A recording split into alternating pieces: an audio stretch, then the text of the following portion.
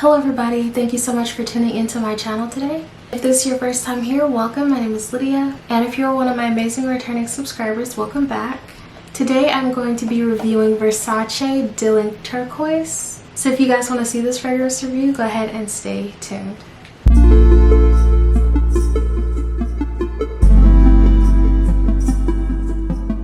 Now you guys, for me this was a really fun blind buy. I picked this fragrance up when I was at TJ Maxx one day. And if you guys saw my last Versace fragrance review, you guys will know how much of a fan of Versace Dylan Purple I am. So when I saw this, I was extremely excited to try it. And this is a 1 ounce, and I think it was like $39. So I thought it was a really good price for a Versace fragrance, so I bought it immediately. And when I was in the store, I looked up the notes of it on my phone just to kind of get an idea of what it smelled like, because I know Versace Dylan Blue is like a cologne, I think. So I wasn't trying to go all the way like cologne-ish, but I was curious about it. And once I looked at the notes, I was really intrigued. And when I looked at the notes, I knew that this wasn't going to be like an exact copy of Versace Dylan Purple, because with Versace Dylan Purple, it's really juicy, almost like red fruit, berries, but it also has like that nice classy adult type smell to it. And when I looked at the notes for this, I saw that there was a lot of citrus, so I knew that it was going to have that citrusy type aspect to it. So that I did know before I purchased it, but I kind of wasn't prepared for what it smelled like. So without further ado, let's go ahead and get into the details of this fragrance. This is what the box looks like up close. And this is what the bottle looks like up close. So that's what the box and the bottle look like up close. As you guys saw, the box is just this really fun, bright, blue turquoisey type color. And of course it has the signature Versace gold lettering on the box.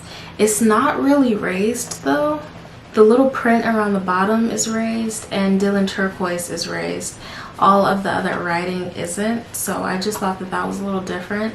But other than that, it literally just feels like a basic fragrance box. And the fact that the actual bottle is like this frosted type turquoise color, I thought that was really interesting, because Versace Dylan Purple does not have that same effect. And don't quote me on this, but I don't think Versace Dylan Blue has that frosted type bottle look either. So I think that that really stands out, because other than this, all the bottles pretty much look the same in the Versace Dylan line. I think that this definitely stands out, and it's easier to grip. This definitely isn't a bottle that'll just slip out of your hands, like if you just put lotion on or something. Now let's get into the notes of this fragrance. And this fragrance was launched in 2020. The top notes include lemon, mandarin orange, and pink pepper. In the middle notes, there's guava, freesia, cassis, and jasmine. And in the base, there's clearwood, musk, and cedar. And this fragrance is classified as a fruity floral type scent, so I'm going to go ahead and give it a spray and let you guys know what it smells like. And also, I just want to let you guys know, this is not the first time I've smelled this. I took it out of the box right after I got it because I was curious, and I smelled it. It's been a minute since I smelled it, so it'll be like smelling it again for the first time. Now I feel like this is a strong scent. When I spray it, like, I don't really get too many of those citrusy type notes. I definitely get the jasmine and a lot of those woodsier notes, and you can definitely smell the pink peppercorn. And when I bring the little tester card closer to my nose, I'm able to smell that lemon note. I don't really get any of the mandarin orange in this at all. I feel like smelling it at a really close distance, you can smell the lemon, but I have sprayed this on my skin, and I'm not totally a fan of the way that it smells on my skin. because when I sprayed it on my skin, I couldn't smell any of the citrusy type notes. It just smelled really woodsy. I smelled a lot of the pink peppercorn and it just didn't smell right on me. But smelling it on paper, it smells decent. In my opinion, this is definitely a more mature fragrance. And honestly, this reminds me of a fragrance that I've smelled like when I was younger or like growing up, that like an older woman was wearing, and I can't really pinpoint when or where, but this is definitely a smell that I've smelled before. And if you take a really deep breath and breathe out and it gets like in the back of your throat, it almost smells kind of like a cleaning product. I don't know if you guys know the smell of like lemon pine sol, just woodsier, if that makes sense.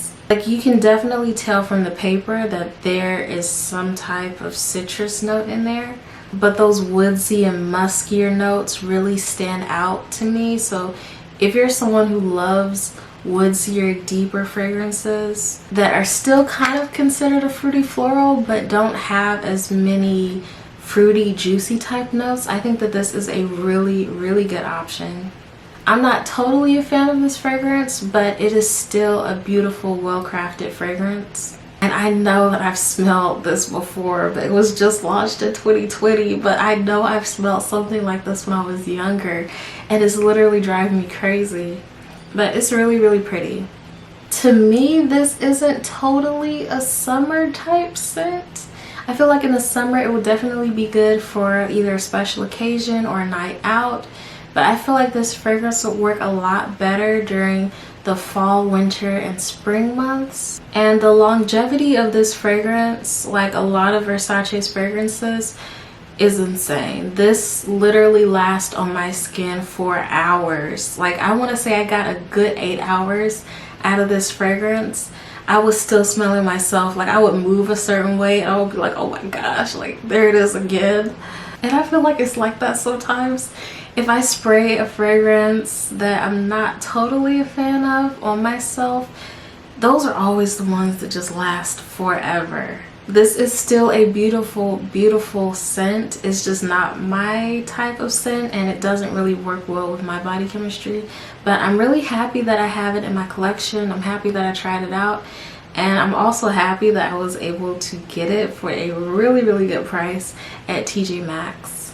So if you guys are ever trying to try something new, I definitely recommend going into a TJ Maxx because they have a lot of good brands, a lot of higher end brands, but you won't have to pay an arm and a leg for them. Especially if it's something that's a blind buy, you won't have to regret paying all the money for a fragrance. You can just try it, get it at an inexpensive price, and if you get it and you don't like it, you could just cut your losses and go on about your business.